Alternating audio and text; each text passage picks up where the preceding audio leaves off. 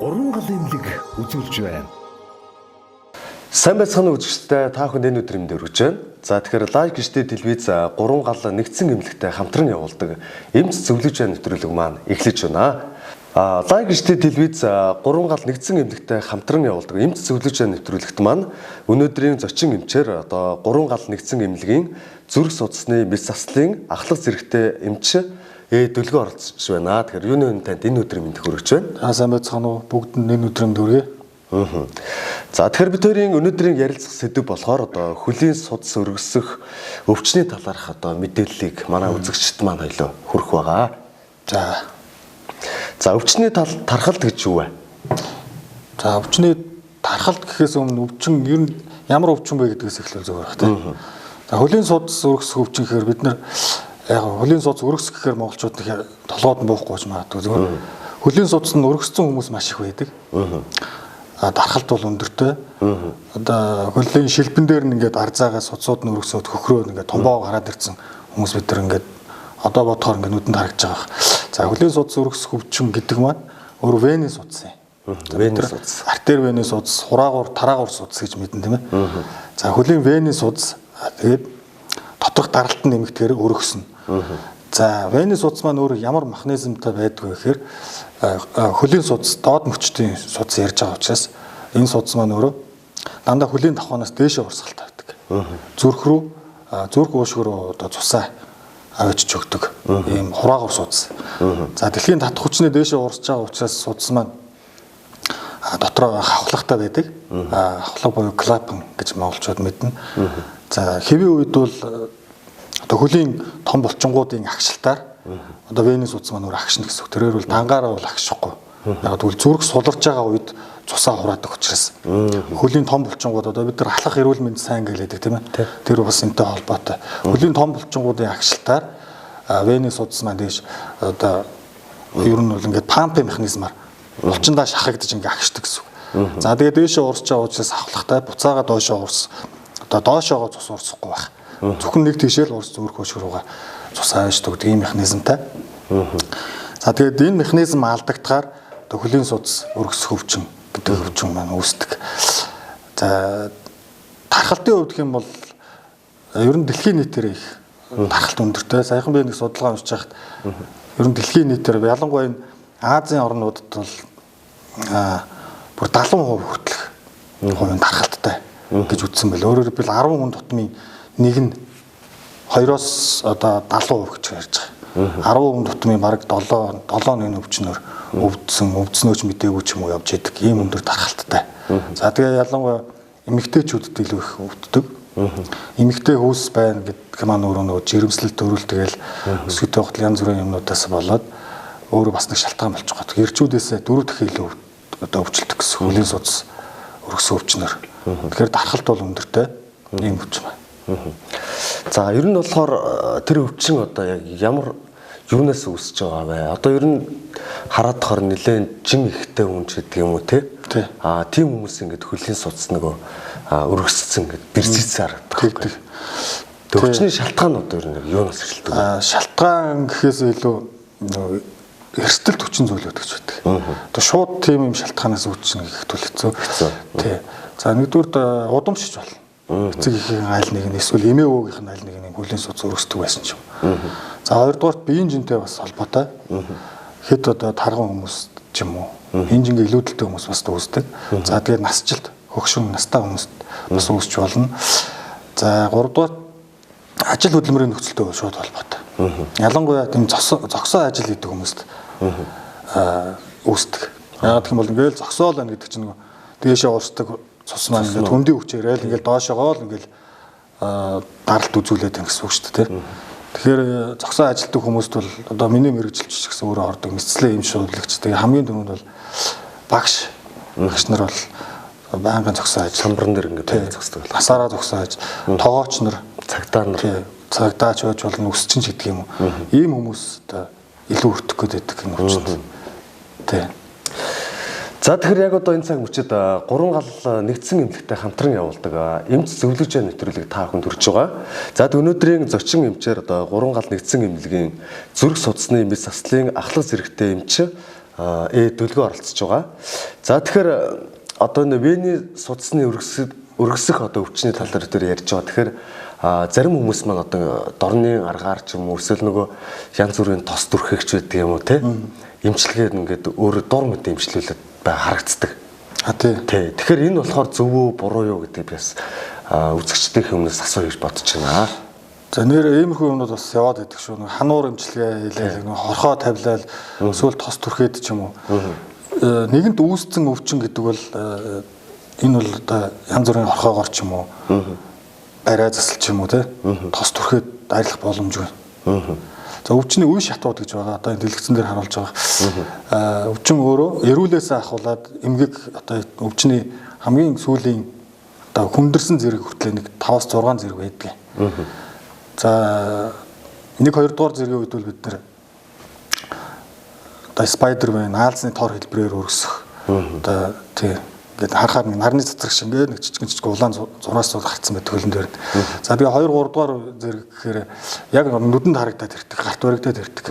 Бүр ингээд судсан өргөсөөл ингээд харагдаж байгаа. Тийм үед бол нэрөөсөө мэдцлийн эмчилгээ хийхээс өөр аргагүй. Яг тэгвэл бид нар тэтэй гадна талаас ингээд илээ таалаад дараацлаа гэдэг ямар ч арилах боломжгүй. Ганц арилах боломж нь өөрөө мэс заслын эмчилгээ байхгүй. Тийм мэс заслын өвчин гэж ойлгож болно. Гэхдээ мэс заслалд ортлоо амьдралынхаа хэм маягийг өөрчлөх, тэглэн барих, урьдчилан сэргийлэх тийм арга хэмжээнүүд бол авч бол тэр нь үл эмчилгээнд өөр ороо явчихдаг. За яг ор үндсээр нь алга болгох юм бол мэс заслын эмчилгээ л шаардлагатай. Ор үндэсгөө болох юм тийм. Эрүүл хөлтөө болъё гэвэл мэс заслын эмчилгээ л. Мэс заслын бас сэдвтэн төрлийн аргууд бас бий. Тэрийг бас хойшоо ярих байх тийм. За тэгээ одоо энэ өвчний одоо шинж тэмдэг анхан тийм ээ.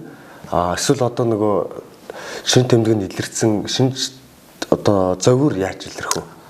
За зовир бол хамгийн түрүүнд түрүүний нэг ярьсан судасныхаа механизмтай хэвлээ холбож ойлгох их амархан ойлгохдоор судас маань өөрөө хавхлаг гэмтгээр буцаг уурсгалтай болчихно. Буцаг уурсгалтай болохоор судасны даралт нэмэгдэнэ. Өөрөөр хэлбэл одоо голыг дээр нь боогоо ичгаар доор нь боогоо ичгаар дээшээ ингээ өргөсөөл халиад идэх яг адилхан байна.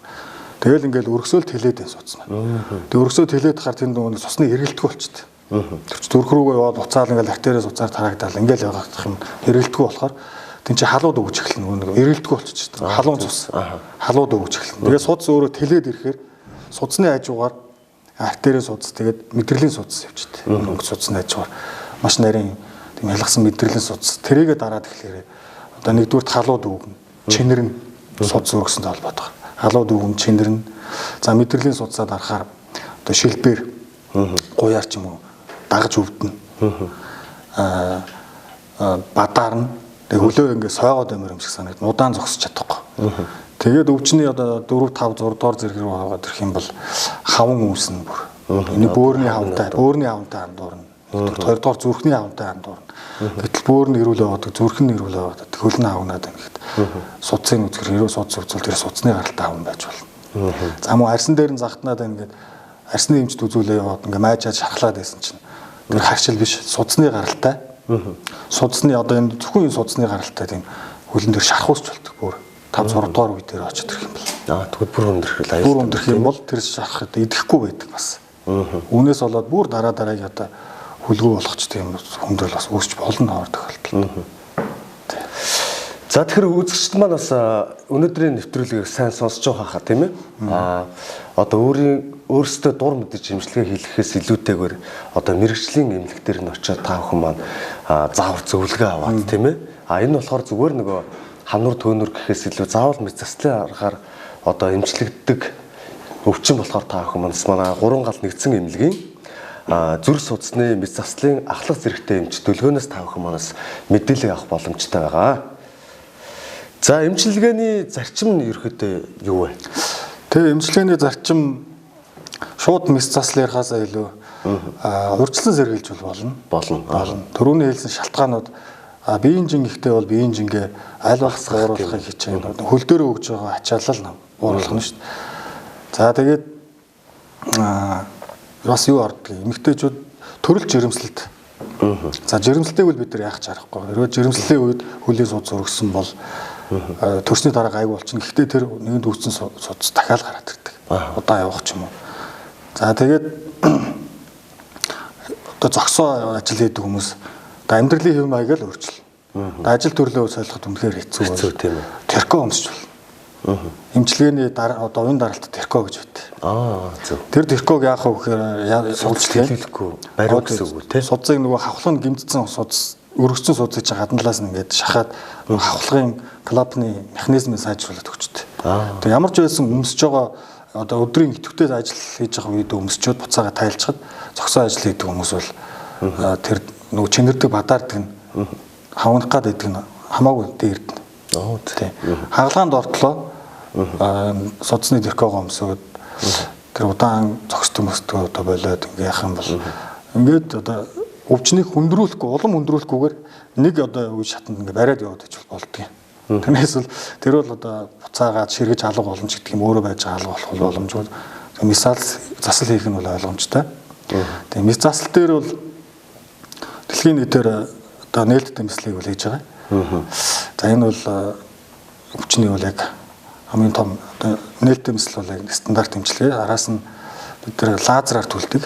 Лазераар түлнэхээр судас тэр өргөсөн судасны дундуур лазер туяагаар шараад өргөсөн судсыг дотор талаас нь наалдуулаад одоо хүндийн байхгүй болно гэсэн үг. Тэрнээс яг нөгөө нээлттэй мисл шиг бол авдаггүй.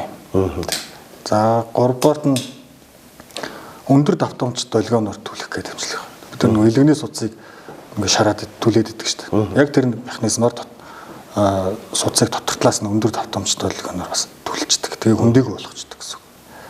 За тэгээ бүр эхний үед нөгөө нэг спайдер аалзны тор хэлбэрээр үүссэн 1-р үе шатанд нь бол яг тэр хэсэгт нь тариа хийгээд гоо сайхны талаасаа одоо охид өсгөөчүүд бол нөгөө юбг өмсгөт 100-ны цагт ч юм уу те нүдэнд харагдахгүй болно гэсэн үг. Ингээ тариа ингүүд хатаа ширгээд байхгүй болчихдог байхгүй ялгсан суудсууд. Тэрнээс яг үндсэн нөгөө хавхлагын механизм өвдөрсөн бол байж л байгаа учраас зөөр бол арилахгүй. Тэгээ эмчилгээний амьдралын маягаа өөрчлөх, урьдчилан сэргийлэх. За тэгээ мисцал дотроо тэгээ саяны аргууд тавьж болно гэсэн үг. За баярлалаа үзэгч та бүхэнд Like HD TV за 3 гал нэгдсэн эмнэлэгтэй хамтран явуулдаг эмч зөвлөвч нэвтрүүлгийн маань дуусах одоо цаг маань төгсөж байна. Тэгэхээр өнөөдрийн зочин эмчээр одоо ахлах зэрэгтэй эмч дүлгэн эмч маань оролцож байгаа. За тэгэхээр манай үзэгчдтэй сандаж хэлэхээр одоо нөгөө 1000 сонсохоор нэг үзэгдэг тийм ээ. Заавал одоо та ингээд сонсоод ингээд өөрөө дур мэтгэхээс илүүтэйгээр манай 3 гал нэгдсэн эмнэлэг рүү одоо дэлгэрэнгүй мэдээллийг аваад зөвлөгөө авах боломжтой байгаа. За тэгээ нэвтрүүлгийн сүүлийн хормыг танд үлдээ. Манай үзэгчд маань хандж та юу гэж хэлмээр байна? За одоо хөлийн судас өргөсөх өвчнөд одоо өвчнөд боловч тэрийг мэдгүй хүмүүс ууж болно. Өвдгөн өвдөд энэ гэдэг юм уу эсвэл одоо нурууны суулттай холбоотой ингээ гоёрууга дагаад өвдөд энэ гэдэг юм уу эсвэл хөл нь хавагнаад энэ гэдэг юм уу те. Тэгсэн ч одоо зүрхэн зүгээр бөөрн зүгээр. Тэгээ ийм байх юм бол бусад юмнуудаа одоо өвчнүүдээ үүсгээд одоо судасны юм үлдсэн байж магадгүй гэж бодоод ерөө судасны эмчилгээ эмчд үзүүлж болно. За үзүүлэхэд бол манай эмнэлэг бол нээлттэй. Судасны талаар үзлэг зөвлөгөө одоо нээлттэй эмчилгээг бол манайх нээлттэй болоод лазер эмчилгээг хийж байгаа. За уг эмчилгээг хийхдээ эрүүл мэндийн даатгалын хөнгөлөлтөй нөхцлөөр ингэж эмчилгээний тусламж үйлчилгээг үзүүлж байгаа. За өнөөдрийн нэвтрүүлэгтээ хамтдаа байсан эрхэм үзэгч та бүхэнд маш их баярлалаа. Тэгэхээр өнөөдрийн 3 гал нэгдсэн эмнэлэгтэйгээ хамтран явуулдаг эмч зөвлөж нэвтрүүлэг маань үүгээр өндөрлөж байна. Тэгэхээр дараагийн дугаар хүртэл түр баяртай. 3 гал эмнэлэг үзүүлж байна.